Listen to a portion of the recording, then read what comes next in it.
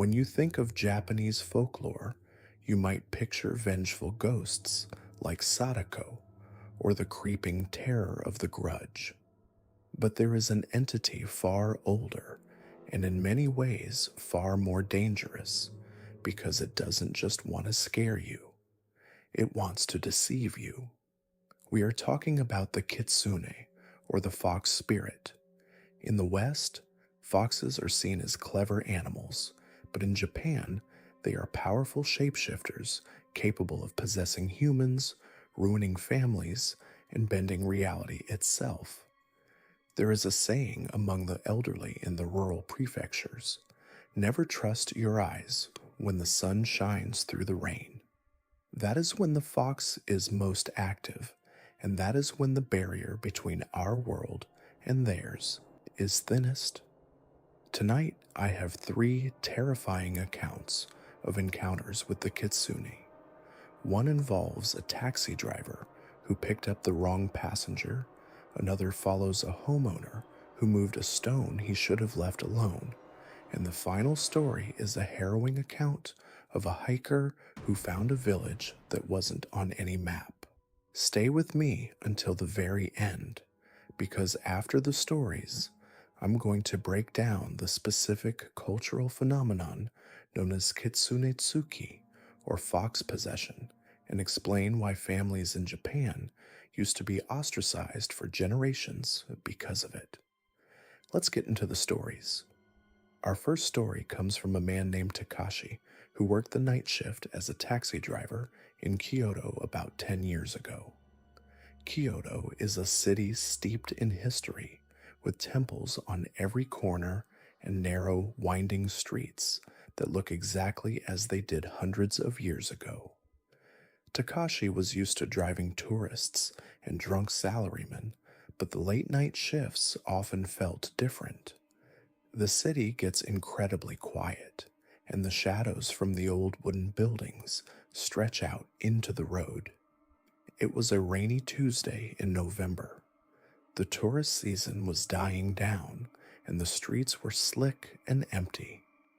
Takashi was driving near the Arashiyama district, an area famous for its bamboo groves and mountains.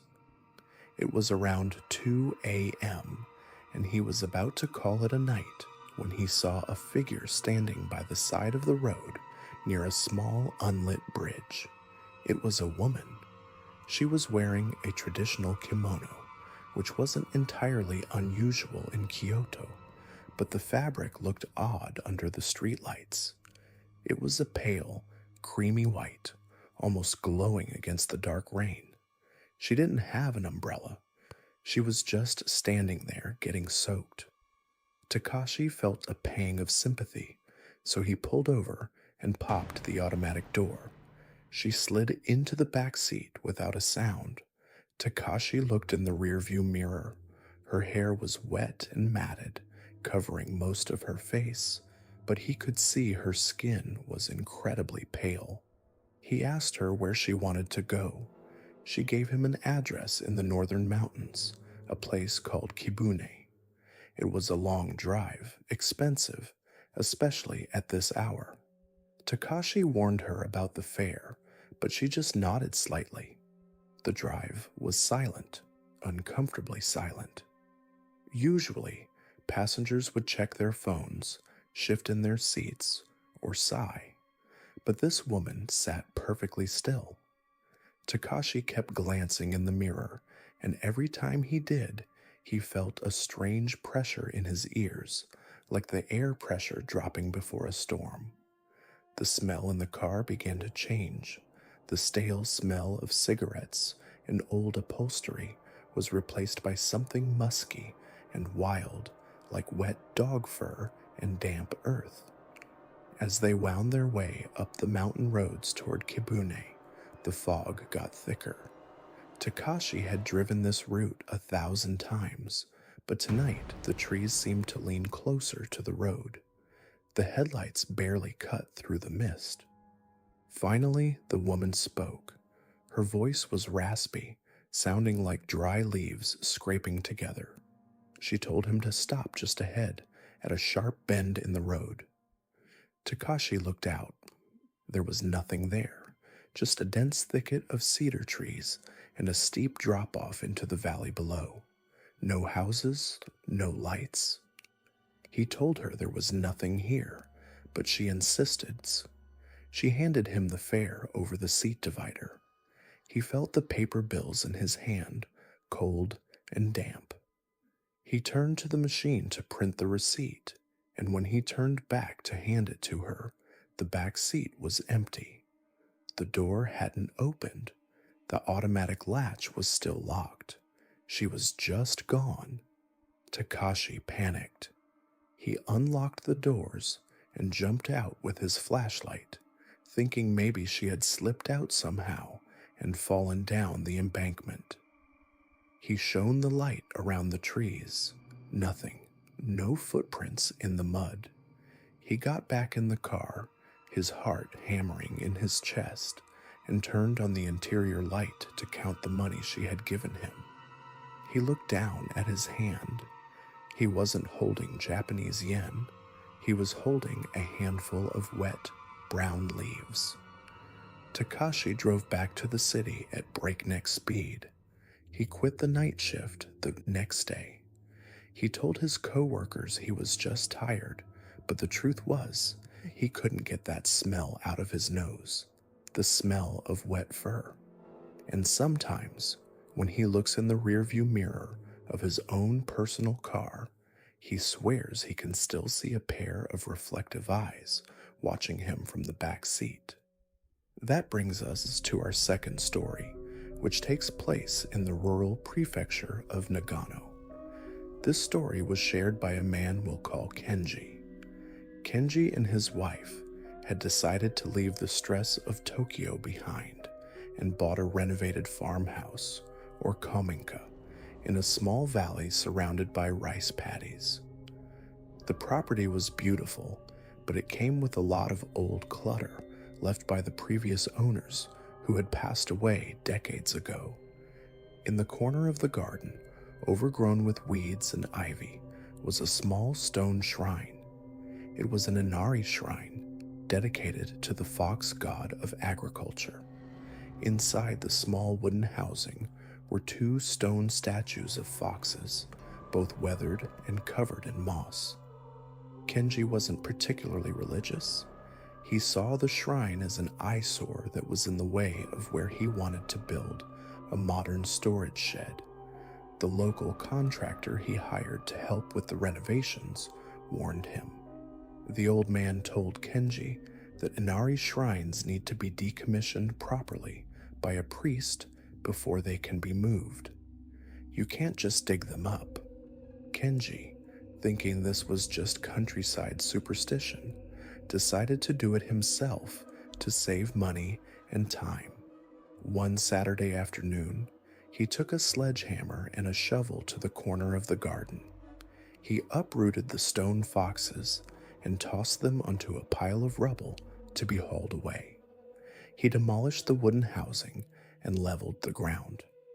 That night, the atmosphere in the house changed. It started with the dogs. Kenji's two golden retrievers, usually friendly and quiet, began barking aggressively at the back door. They were staring out into the darkness where the shrine used to be. Their hackles were raised, and they were growling low in their throats. Kenji went out with a flashlight but saw nothing. However, he heard something. From the edge of the forest, he heard a high-pitched, chattering laugh. It sounded like a hyena or a woman screaming echoing off the mountains. Things escalated over the next week. Kenji's wife, Emmy, started acting strange. She became lethargic, sleeping for 12 or 14 hours a day. When she was awake, she was irritable and snapped at him for no reason. But the most disturbing change was her appetite. Emmy had always been a vegetarian who ate light meals. Suddenly, she was ravenous. She would eat huge bowls of rice and then complain she was starving. One night, Kenji woke up around 3 a.m. The space beside him in bed was empty. He heard a noise coming from the kitchen. It was a wet, smacking sound. He walked down the hallway, the floorboards creaking under his feet. The kitchen light was off, but the refrigerator door was open, casting a pale blue light into the room. Emmy was crouching on the floor in front of the fridge. She was holding a block of raw tofu in one hand and uncooked abara age, fried tofu skins, in the other. She was shoving the food into her mouth with a desperate, animalistic intensity. Grease and water were running down her chin. Kenji called her name. She stopped chewing. She slowly turned her head toward him. Her eyes were wide, pupils dilated so much they looked entirely black. She didn't look like his wife.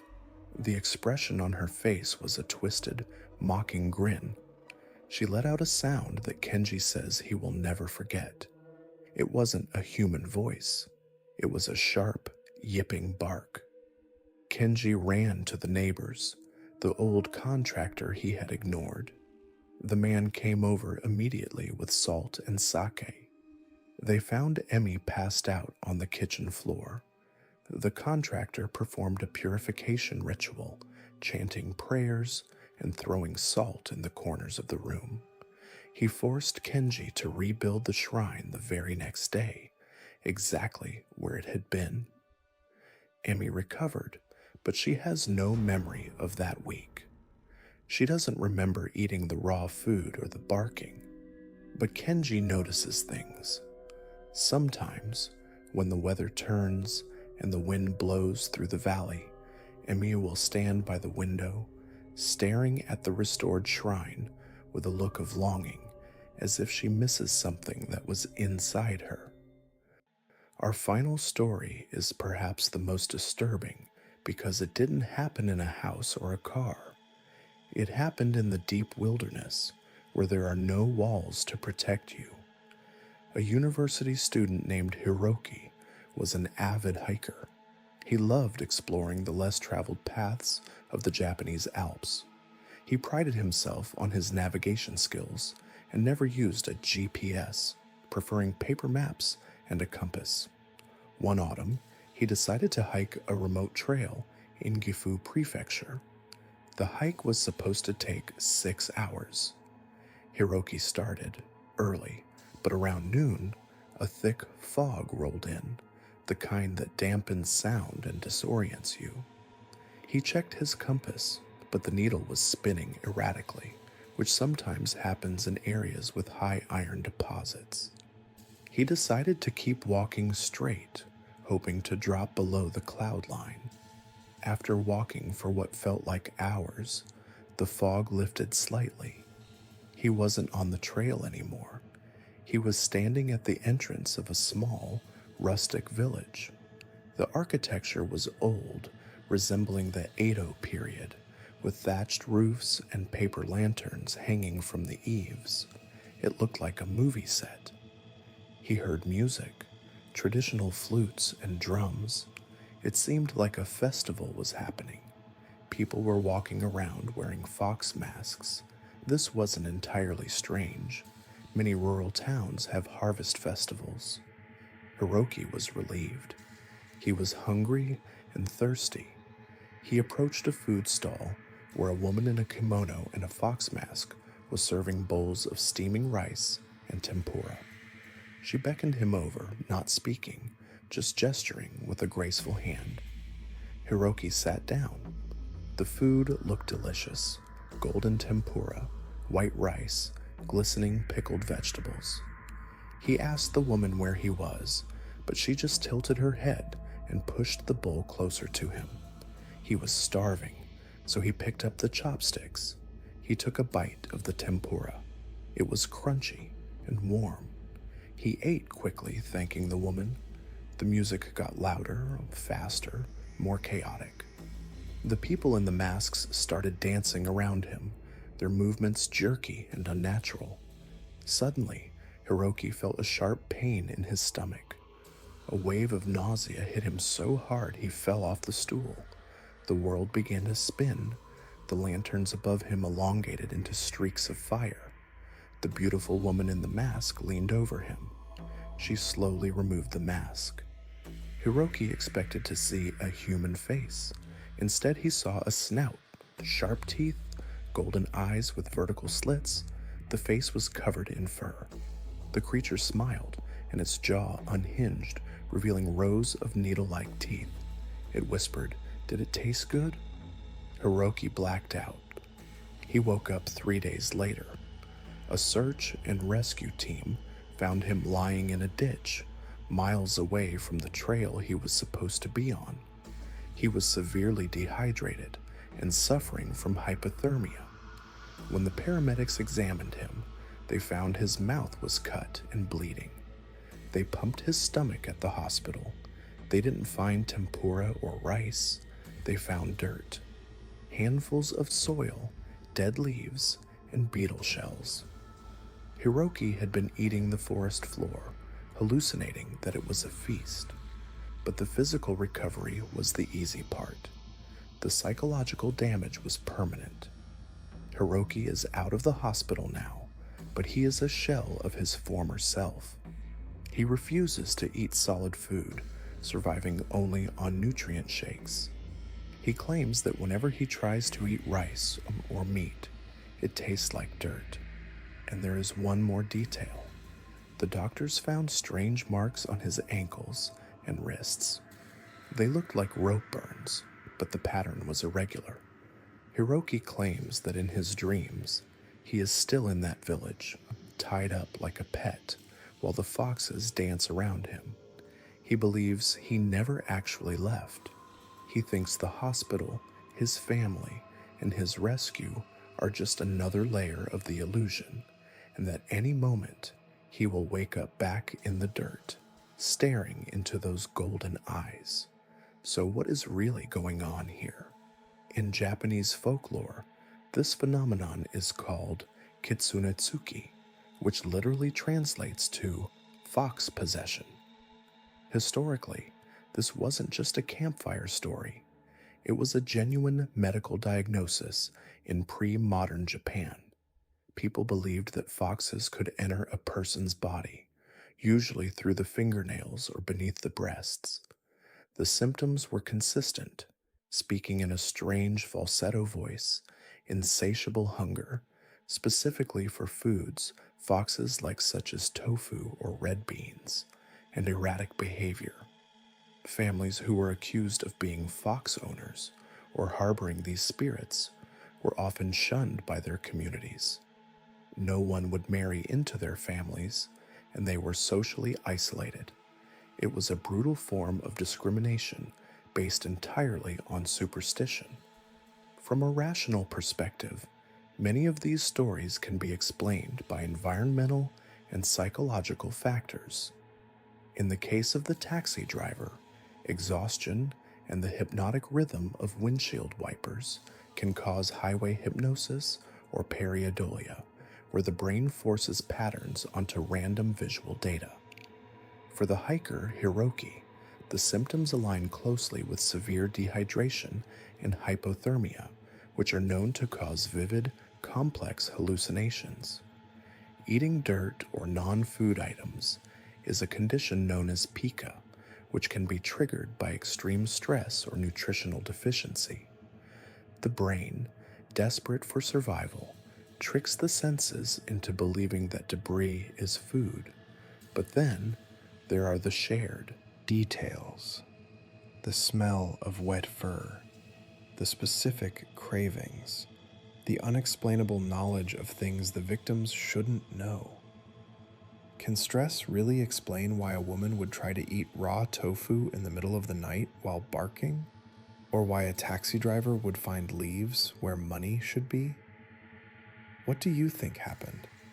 Was it just the mind playing tricks in the dark?